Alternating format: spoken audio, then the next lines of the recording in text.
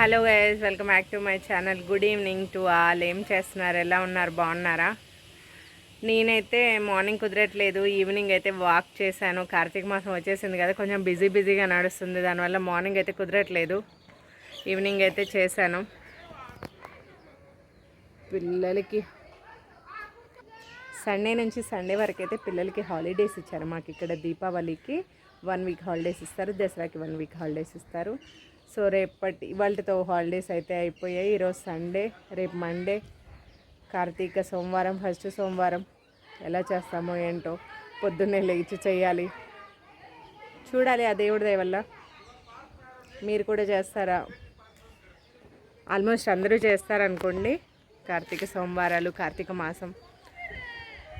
నేను ఓపిక ఉన్నంత వరకు, కుదిరినంత వరకు అయితే చేస్తాను, అంతే. ఫస్ట్ కదా ఆడుకుంటున్నాడు. అగోండి మా వాడు sky blue colour t shirt, shuttle ఆడుతున్నాడు. ఇక రేపటి నుంచి అయితే స్కూల్కి వెళ్ళిపోవాలి పాపం. ఈవినింగ్ ట్యూషను, బిజీ షెడ్యూల్, ఇక కుదరదు. కుకింగ్ అయితే అయిపోయింది. ఇప్పుడు కిందకి వెళ్ళి ముగ్గు పెట్టాలి. ఊడ్చేసి కొంచెం వాటర్ అయితే చిలకరించాను. కలర్స్ ఉన్నాయి కదా, కలర్ ముగ్గు పెడదామని అయితే ఆలోచిస్తున్నాను. చూడాలి వెళ్ళి కిందకి. అబ్బా, ఈ 1 మంత్ అంతా పనే ఉంటుంది. చలికాలం వచ్చిందనే పేరు కానీ చలి అయితే అస్సలు లేదండి. ఒక 2 డేస్ అలా చలి పెట్టిపోయింది, ఒక తుఫాన్కి ముందు.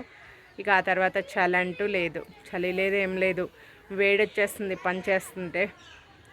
ఇది సమ్మరా వింటరా అర్థం కానట్లుగా ఉంది పరిస్థితి. ఇక్కడ మాకు అడవిలో అయితే మొత్తం ఏ వెదర్ అయినా కానీ పొగమంచు అయితే పట్టేస్తుంది, అంతే. చలి అయితే లేదు, తొందరగా చీకటి పడిపోతుంది, అంతే. ఇక ఇదిగోండి నా ముగ్గు ఇలా వేసాను, సింపుల్గా బాగుంది. ఇక కార్తీక సోమవారంలో ఎంత తెల్లవారుజామున లేసి పూజలు చేస్తే అంత ఫలితం దక్కుతుంది అంటారు కదా. ఇంకా నేను రోజు అయితే మామూలుగానే లెగుస్తున్నాను, కానీ కొంచెం ఎర్లీగా చేసుకుంటున్నాను మామూలు టైం కంటే. కాకపోతే కార్తీక సోమవారం రోజు అయితే ఎర్లీగానే లేచి పూజ అయితే చేసేసుకుంటున్నాను. ఇక ఇంట్లో పూజ చేశాను, తులసమ్మ దగ్గర ఫస్ట్ చేసి ఇంట్లో చేసుకున్న తర్వాత ఆ రోజంతా ఫాస్టింగ్ ఉన్నానండి. మండే రోజు శివాలయంలో నేను 365 ఒత్తులు అయితే వెలిగిస్తున్నాను. ఎందుకంటే నాకు పౌర్ణమి కుదరకపోవచ్చు అని చెప్పేసి నేను చేసేసుకుంటున్నాను. కుదిరితే అప్పుడు కూడా చేస్తాను. ఇక పూజకు కావాల్సిన అన్నీ తీసుకొని శివాలయానికి అయితే చేరుకున్నాము. ఫస్ట్ వెళ్ళి గుడి చుట్టూ ప్రదక్షిణ అయితే చేసుకున్నాను. ఇక లోపలికి అయితే వెళ్ళి అన్నీ కూడా ఏర్పాట్లు చేసుకుంటున్నానండి. 365 గుత్తి దీపం అయితే వెలిగిస్తున్నాము. ఎప్పుడైనా సరే ఇదివరకు నాకు తెలియక మనిషికి వేరే వెలిగించేదానండి, కానీ ఇప్పుడు అందరు కలిసి ఒకటే వెలిగించాలి అని తెలుసుకొని ఒకటే వెలిగిస్తున్నాను. ఇక్కడ మా వారైతే శివయ్యకి చక్కగా అభిషేకం అయితే చేశారు. మారేడుపత్రి కూడా తీసుకువెళ్ళామండి. శివయ్యకి ఇష్టం అంటారు కదా, జిల్లేడుపూడు, మారేడుపత్రి, అవన్నీ తీసుకెళ్ళా. ఇంకా మా వారు అయితే అభిషేకం చేసి పూజ చేసి ఫస్ట్ శివయ్య దగ్గర అయితే దీపం పెడుతున్నారు. ఫస్ట్ శివయ్య దగ్గర దీపం పెట్టేశాము. దీపం పెట్టేసుకున్న తర్వాత ఇక నేను 365 గుత్తి దీపాన్ని అయితే వెలిగించడానికి ఏర్పాట్లు చేసుకుంటున్నాను. ఎప్పుడూ కూడా నేను ఇలాగే చేస్తాను. ఈ శివాలయానికే వెళ్తానండి మోస్ట్లీ ప్రతి సంవత్సరం కూడా. ఇక్కడ మాకు పండితులు ఉండరు కాబట్టి ఇంకా మనమే లోపలికి వెళ్ళి చేసేసుకుంటాము. ఇంకా అలవాటు అయిపోయిందండి అలా చేసుకోవడం. ఇక మామూలుగా ఇక్కడ పూజారులు ఉంటారు, మన తెలుగు బ్రాహ్మణ్స్ అయితే ఉండరనమాట. ఇక్కడ వాళ్ళు ఉన్నా కానీ మంత్రాలు అవి ఏం చదవరండి, మామూలుగా పూజ చేస్తారు అంతే. ఇక నేను అన్నీ రెడీ చేసేసుకున్నాను. ఆ రోజు వడపప్పు, అలాగే ఇంకా పరమాన్నం చేసి తీసుకెళ్ళాను. ఆవు పాలతో గన్సగడ్డలు చాలా ఇష్టం అంటారు శివుడికి, అవి కూడా తీసుకువెళ్తాను. ఇంకా గుత్తి దీపం అయితే మా ముగ్గురం కలిసి వెలిగించామండి. ఈసారి మా పాప అయితే మిస్ అయింది, తన హాస్టల్లో ఉంది కదా ఈసారి, సో తనైతే రాలేదు. మనకెప్పుడు కూడా దీపం వెలిగించేటప్పుడు 365 గుత్తి దీపం వెలిగించేటప్పుడు ఒక మంత్రం అయితే ఉంటుందండి, కీటాహ పతంగాహ అని చెప్పేసి అది చదువుకొని అయితే వెలిగించుకోవాలి. మనకి ప్రతి సంవత్సరం మొత్తంలో కూడా కొన్ని రోజులైతే కుదరవు కాబట్టి ఇంకా అది కూడా ఈ పూజతో అయితే పూర్తయిపోతుంది. ఆ తర్వాత చక్కగా శివయ్యకి దీపానికి అన్నిటికీ అయితే హారతి ఇచ్చాను. ఈ శివాలయంలో చక్కగా మనకి ఉసిరి చెట్టు కూడా ఉంటుందండి.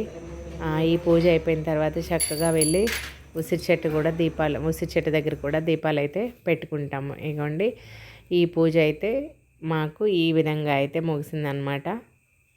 ఈ సంవత్సరానికి కుదిరితే పౌర్ణమికి కూడా చేద్దాము, కుదరకపోతే ఇంక ఈ పూజ మాత్రమే ఈసారికి. ఆ తర్వాత నేను ఇక్కడ పూజ అయిపోయిన తర్వాత అన్నం పెట్టుకుని ఉసిరి చెట్టు దగ్గరికి అయితే వెళ్ళి ఉసిరి చెట్టు దగ్గర కూడా చక్కగా దీపం ధూపం నైవేద్యం అయితే పెట్టుకున్నాను. అక్కడ ఉసిరి చెట్టు కూడా ఉంటుంది కాబట్టి ప్రత్యేకంగా ఇక ఆ శివాలయానికి వెళ్తూ ఉంటాను. కార్తీక మాసంలో ఉసిరి చెట్టుకు కూడా ఆరాధన చేయాలి కాబట్టి మనకి స్పెషల్గా దొరకవు కదనండి ఇంట్లో వేయడానికి. సో ఇంక నేను చేసుకున్నాక మా వారు మా బాబు అక్షింతలు అయితే వేసుకొని అన్నం పెట్టుకున్నారు. అక్కడే తులసి మాత కూడా ఉంటుంది, తులసమ్మకు కూడా ఇక అక్కడ బత్తి అయితే వెలిగించేసుకొని అరటికాయ నైవేద్యం అయితే పెట్టేసుకున్నాను. మనం ఇంట్లో కూడా చేసుకుంటాము, అక్కడ ఉంది కాబట్టి ఇక అక్కడ కూడా దండం పెట్టుకుంటే అయిపోతుంది కదా. ఇక అక్కడ ఇంకొక వైపు ఆంజనేయ స్వామి ఉంటాడండి. ఇక ఆంజనేయ స్వామి దగ్గర కూడా దీపం పెట్టేసుకున్నాము. ఈరోజు నా పూజ అయితే చక్కగా అయిపోయింది ఫాస్టింగ్తో.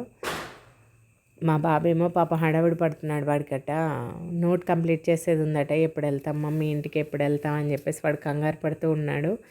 ఆగు నాన్న వెళ్దాం పూజ అయ్యాకని నేను అదే చెప్తున్నాను. ఇక్కడ వాడు మొహం చూడండి అలా పెట్టుకొని చాలా రాసేది ఉంది నాకు అని చెప్తున్నాడు.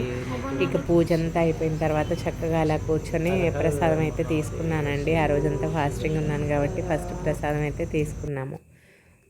ఇంకా పూజ అయిపోయిన తర్వాత ఇంటికైతే వచ్చేసాము. మంచిగా జరిగింది, చాలా ప్రశాంతంగా జరిగింది. ఆకలి బాగా వేస్తుంది, భోజనం చేయాలి. ఆ రోజు నా స్పెషల్స్ ఏమేంటంటే పరమాన్నం చేసుకున్నాను, దోసకాయ పచ్చడి కలిపాను. ఇవన్నీ ఉల్లిపాయ వెల్లుల్లి లేకుండా చేసుకున్నానండి. నేను ఫాస్టింగ్ ఉన్న రోజు ఎప్పుడు కూడా ఉల్లిపాయ వెల్లుల్లిపాయ వాడను కార్తీక మాసంలో, మిగతా రోజులైతే తింటాను. అలాగే ఎర్ర తోటకూర, అలాగే గోరుచిక్కుడుకాయ కూర, అలాగే అరటికాయ కూర కూడా చేసుకున్నాను టమాటోతో. ఇంకా ఫస్ట్ ముద్ద అలా దోసకాయ పచ్చడి కలుపుకొని తింటే అబ్బా అద్భుతంగా అనిపించిందండి.